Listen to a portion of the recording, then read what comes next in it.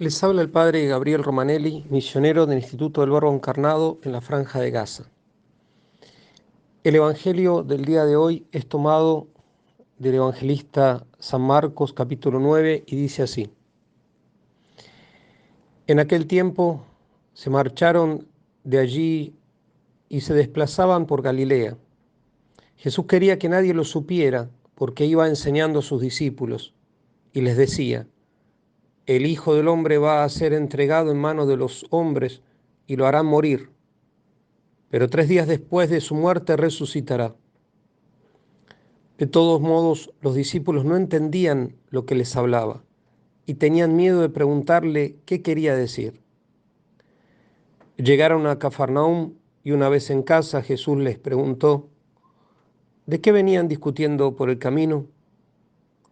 Ellos se quedaron callados porque habían discutido entre sí sobre quién era el más importante de todos. Entonces se sentó, llamó a los 12 y les dijo: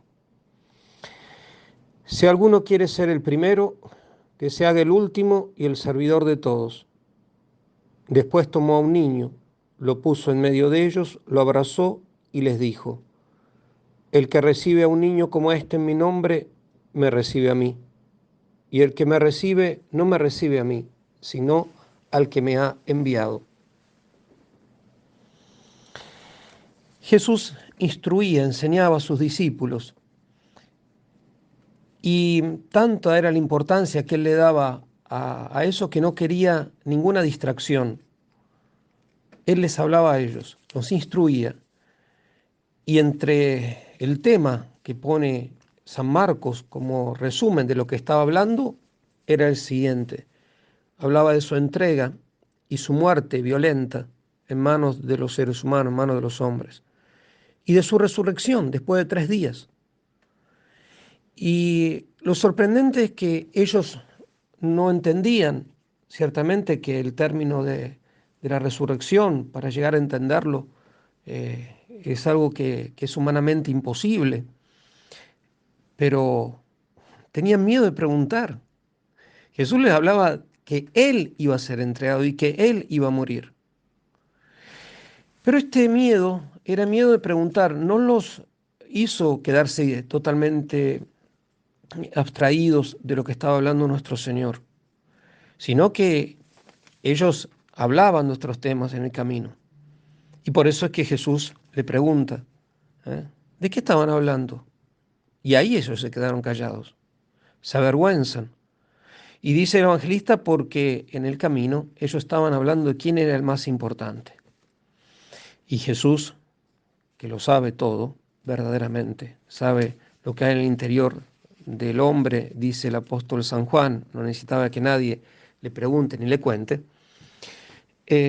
dijo: el que quiera ser el primero, que se haga el último, el servidor de todos.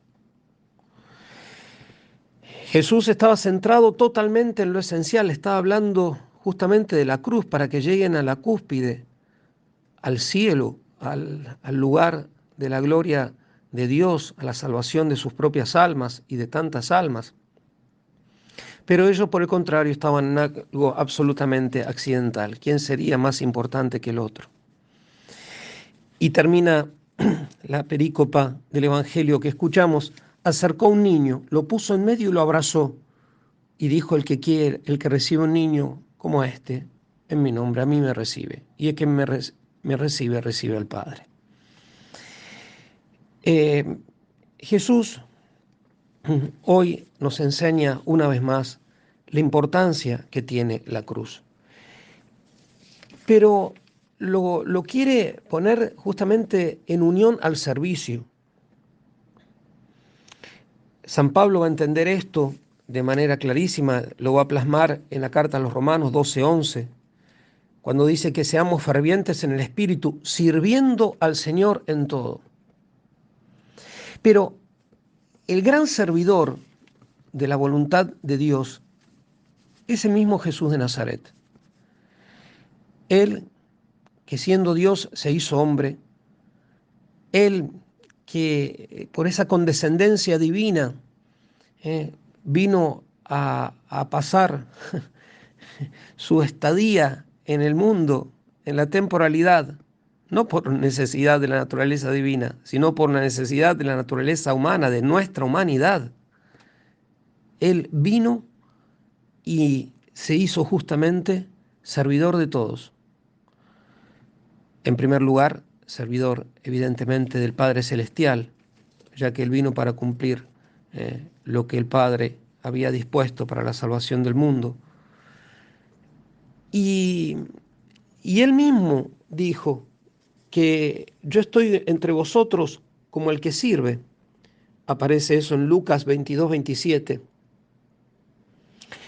Servir es prestar asistencia, ayuda a quienes necesitan, quienes necesitan algo. Y Jesús se hace servidor de todos, se hace servidor en sus cuerpos, los alimenta. Incluso el evangelista San Juan va a decir en un momento que, cuando habla de Judas, que él era encargado de llevar la bolsa, donde ponían el dinero, y donde de ahí usaban para sus necesidades y también para darle a los pobres. Él sana a los enfermos, se hace servidor, se hace doctor de los cuerpos, servidor de las almas, ya que Él enseña, como hoy que estaba enseñando a sus discípulos, instruye, Él consuela, corrige, aconseja. Se hace servidor de todos también en esa parte, se puede decir, más elevada del alma, que es el espíritu, expulsando a los demonios de las almas, perdonando, sanando las heridas del alma, comunicando la gracia santificante, la presencia de la Santísima Trinidad, finalmente abriéndonos las puertas de la vida eterna.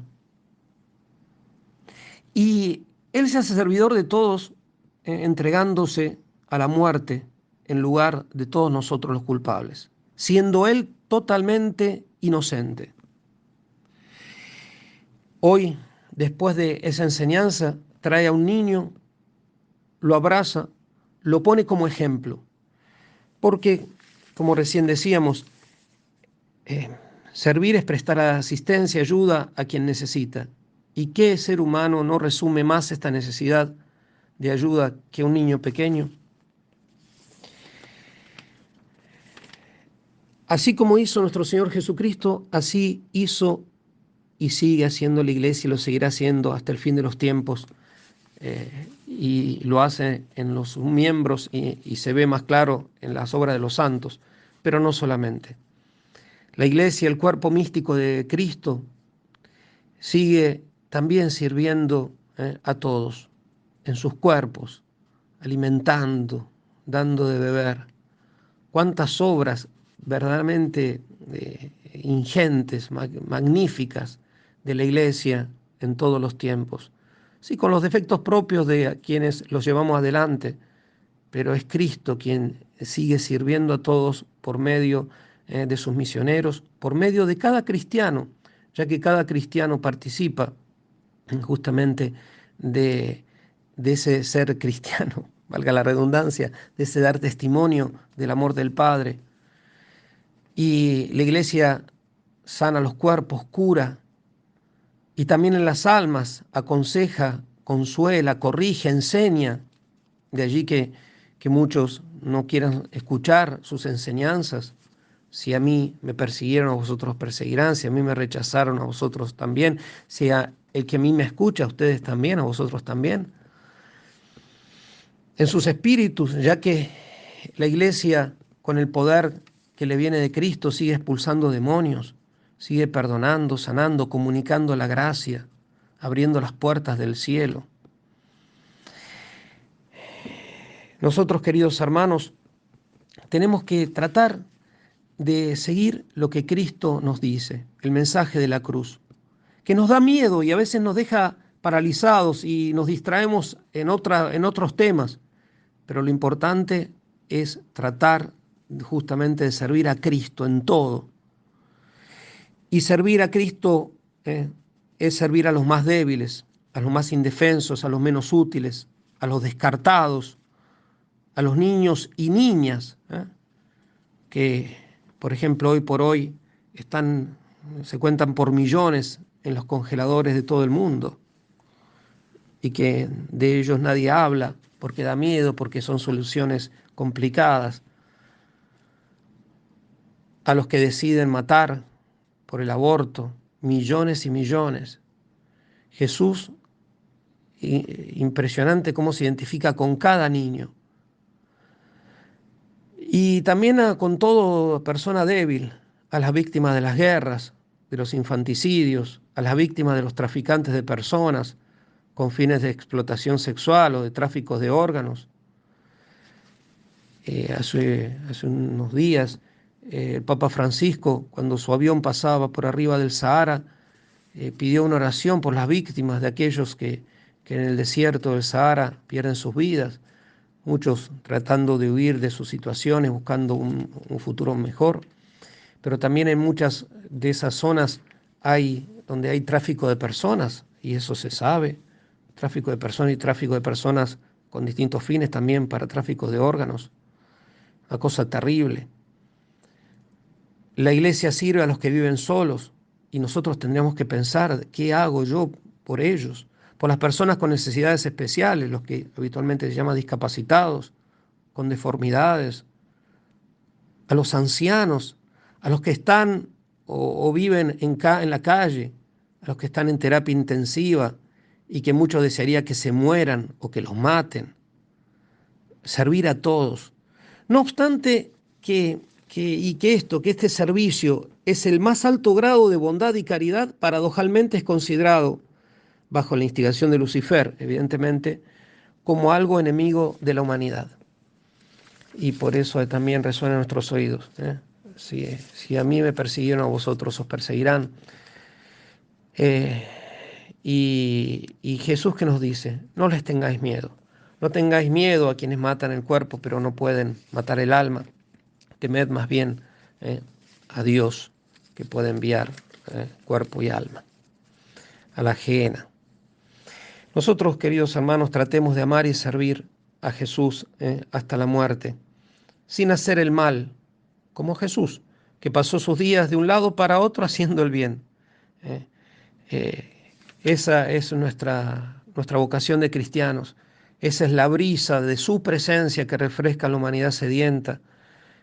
Que sea para nosotros también un incentivo este Evangelio, justo antes del inicio de la Cuaresma, para que nosotros veamos de qué manera nosotros servimos a Cristo en los niños, en los pobres, en los necesitados, en su Santa Iglesia.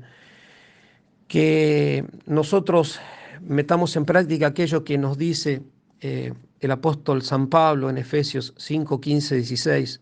Mirad pues con cuidado cómo andéis, no como necios, sino como sabios, aprovechando bien el tiempo, porque los días son malos.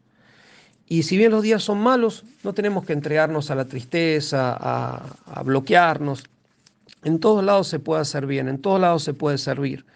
Y es más, hay que servir en todo al Señor con prontitud y alegría, como la Santísima Virgen María, que se hizo la esclava del Señor, sirviendo al Señor, sirviendo a toda la humanidad, y ella se constituyó la reina del universo, ya que el que se humilla será ensalzado, y el que quiere ser el primero, que se haga el servidor de todos.